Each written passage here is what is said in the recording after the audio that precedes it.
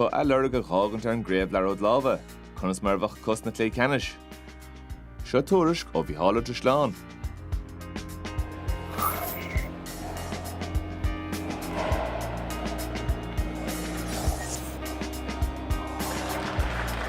Tréis tá spántas úntaach ó Cormac Finns cléthe lechanis, bhí Robbie McCarthy as an iarmhí olbhathe go maith don bhearas sligeach sa cléthe ceannis.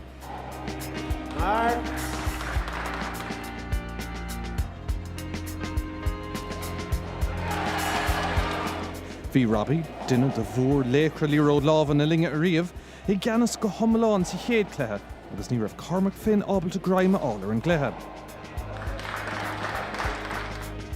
Bhuaigh McCarthy an chéad cléthe go compórdeach a 21 a gcuineadh sé. Game up, first game. Agus chur fear na hiarmhí tús má leis an darna cléthe. Díreach mar críocann sin chéad ceann, agus ba chosúil go raibh buach chaimseach eile in ann don léach mór le rá. Ach go ríist eile, rinne Cormac Finn teachtain íor dochreite ar fad.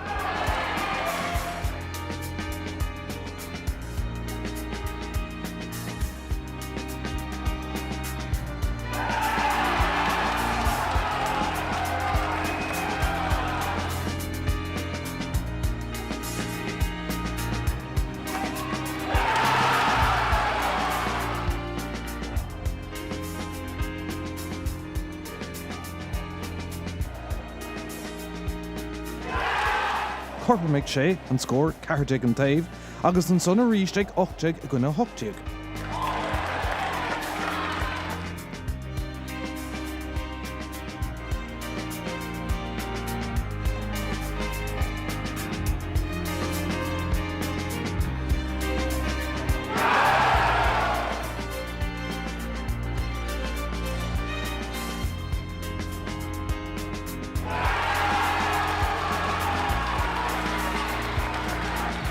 An son críochnaigh Finn go húntaach le roinnt builí misnúla agus dochreite chun an tarna cléthe bhuachant 21 a gcuineadh 20 agus an cléthe a chur chuig cléthe ceannis cinúna rud a chur glundar ar an slua.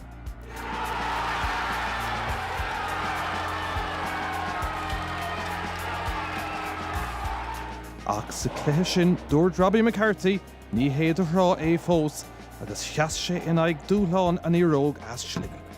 Tá Cormac treis craobh na hÉireann a lasas sús am líana agus fálamó sé go leor ceachtainna ón slí ar héalaigh Robbie an bua sin sa cléthe cinúna a 11 a gcuineadh 1. Ceann eile don bhaistear ó níormhí.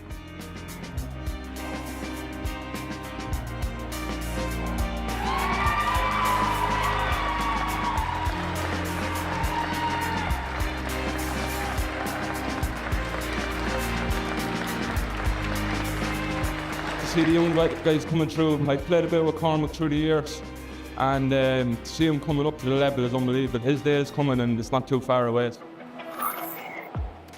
I gcluiche ceannis na man chuir champion na bliana Secate, Martina McMahon, as limnach tús láidir leis an gcluiche.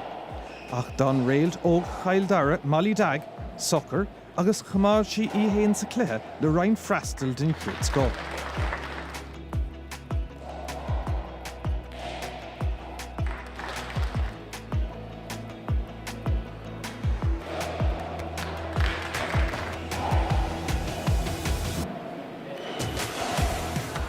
Bhí an chluthe tharbheith ómíoch le paistí imirthe den scó a chamád an slua faoi bhríocht.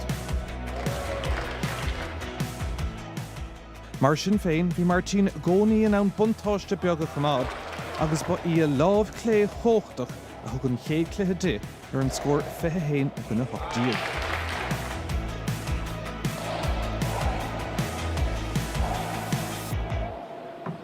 Bhí Molly Dag féhrú a ghlach sí an lámh an uachtar go luach sa tarna chluthe.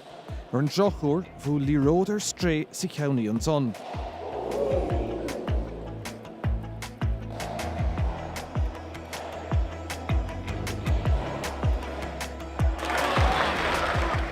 Lean Molly iarthaí go cróga a ghlach Martina smachtar an chluthe agus í dírithe ar an 7 tedal ile éiring.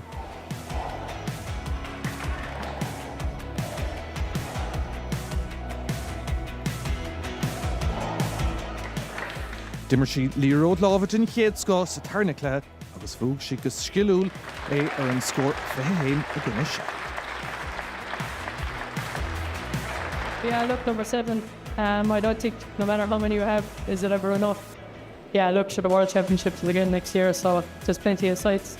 I'll go as next year, but this year I didn't finish either.